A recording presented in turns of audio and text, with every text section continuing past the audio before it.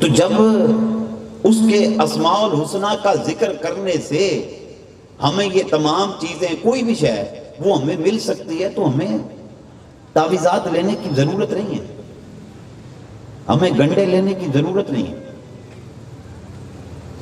تم اس کو یاد کر کے دیکھو، اتنا ہے ذکر کیا تھا اپنی غرض کے لیے، مگر اس کا یہ فائدہ ہوا کہ جب تک زبان پہ ذکر جاری رہا، زبان گالی سے بچ گئی، زبان غیبت سے بچ گئی، زبان چغلی سے بچ گئی، زبان بہتان تراشی سے بچ گئی، زبان غلط بیانی سے بچ گئی، زبان جھوٹ سے بچ گئی۔ اور کیا خوب فرمایا میرے نبی صلی اللہ علیہ وسلم نے، المسلم من سالم المسلمون من لسانہ و یدہ،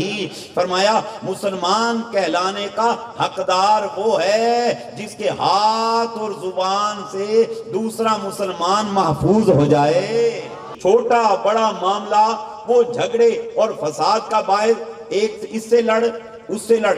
لڑائی اپنی جگہ، اور اس کے بعد میں یہاں سے اٹھا، اس کا شکوہ اس کے سامنے،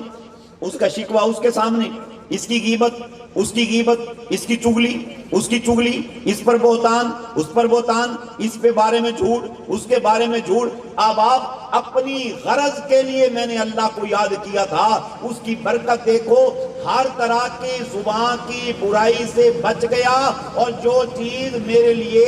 جنت کا راستہ ہموار کر گئی